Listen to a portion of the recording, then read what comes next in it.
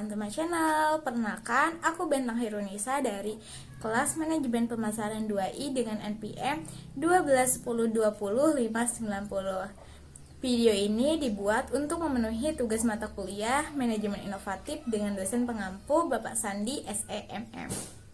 Di video kali ini aku akan ngebahas TM11 yaitu Human Capital. Buat kalian yang tertarik dalam pembahasan kali ini, kalian boleh ikutin dan simak dengan baik ya. Yuk langsung aja ke videonya.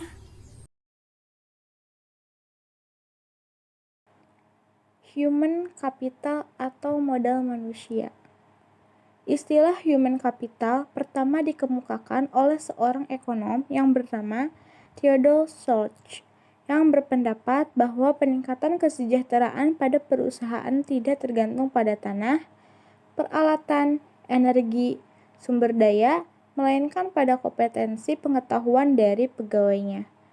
Kemudian, ia mendeskripsikan posisi human capital sebagai kemampuan sumber daya manusia yang diperoleh melalui investasi pada sumber daya manusia, yang mendeskripsikan bahwa human capital terdiri dari 4 hal. Yang pertama yaitu kemampuan, yang kedua perilaku, yang ketiga usaha, dan yang terakhir waktu.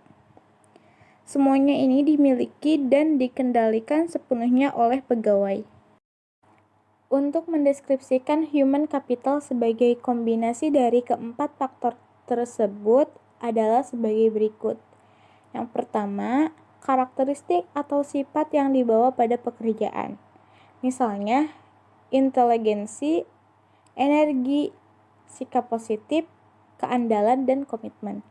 Yang kedua, kemampuan seseorang untuk belajar, yaitu kecerdasan, imajinasi, kreativitas, dan bakat.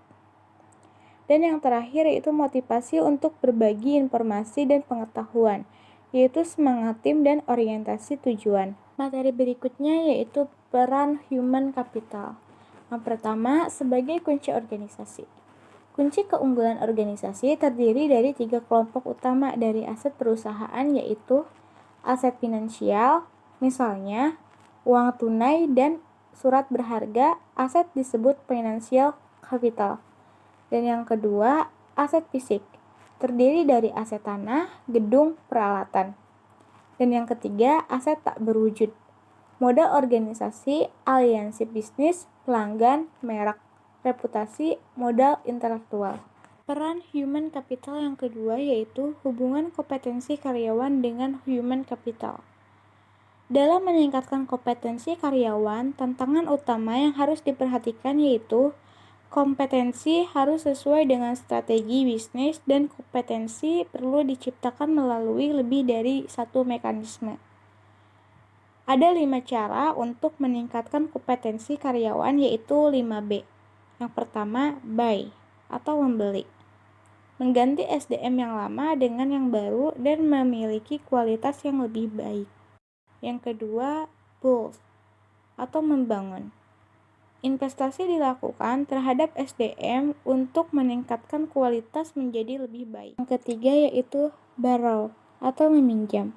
Penggunaan konsultan atau partner efektif memungkinkan berbagi pengetahuan dan desain kerja baru.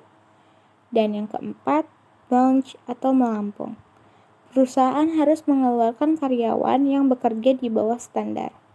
Dan yang terakhir yaitu blend atau meningkat.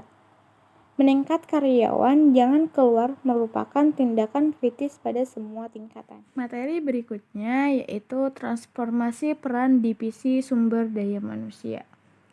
Model konseptual yang dikemukakan oleh Ulrich menggambarkan bahwa transformasi divisi peran SDM yang didasarkan pada 2 dimensi utama, yaitu dimensi operasional dan dimensi strategi.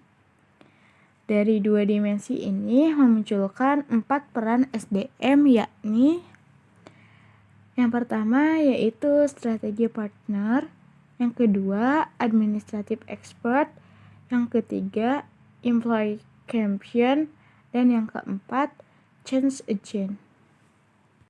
Materi berikutnya yaitu tingkatan kompetensi dalam sistem pengukuran human capital.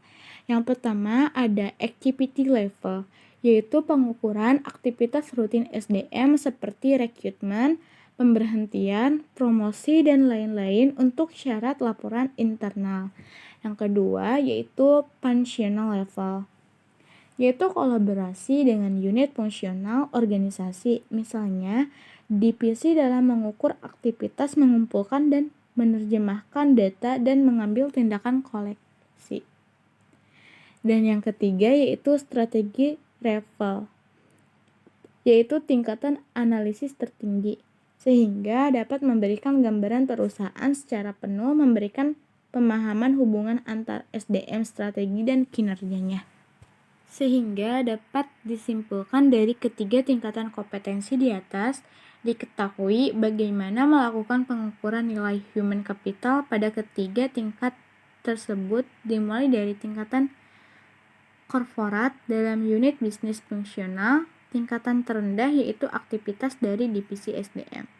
Untuk mengintegrasikan sistem pengukuran tersebut menjadi sistem yang kohesif dalam suatu jalur yang terdiri dari 3 tingkat, dan pada masing-masing tingkat terdapat aktivitas yang dapat diukur beserta hasilnya. Materi yang terakhir yaitu mengidentifikasi human capital. Dua hal yang mendukung kontribusi investasi human capital ke dalam perusahaan, yaitu yang pertama, karyawan dengan human capital tinggi lebih mungkin memberi layanan konsisten dan kualitas tinggi, sehingga perusahaan tempat mereka bekerja dapat mempertahankan pelanggan atau menarik pelanggan baru. Yang kedua yaitu pelanggan potensial dapat menggunakan kualitas human capital dari karyawan perusahaan sebagai alat penyaring untuk memilih layanan yang mereka sediakan. Untuk keberhasilan perusahaan, proses atau bisnis apapun tergantung pada 3 keterampilan, yaitu sebagai berikut. Yang pertama adalah commodity skill, yaitu kemampuan tidak spesifik untuk bisnis tertentu, dapat langsung diperoleh dan lebih kurang sama nilainya bagi setiap bisnis, misalnya kemampuan mengetik, kemampuan komputer. Yang kedua, leverage skill, yaitu pengetahuan yang meskipun tidak spesifik untuk perusahaan industri tetapi relatif lebih berharga bagi perusahaan tertentu daripada perusahaan lain. Misalnya programmer di bank berbeda nilainya dengan programmer di perusahaan komputer. Dan yang terakhir yaitu proprietary skill, yaitu pengetahuan spesifik bagi perusahaan, misalnya hak paten dan merek. Oke guys, mungkin segitu aja yang bisa aku sampaikan. Kurang lebihnya mohon maaf. Don't forget to like, comment, and subscribe. See you on the next video guys. Bye-bye.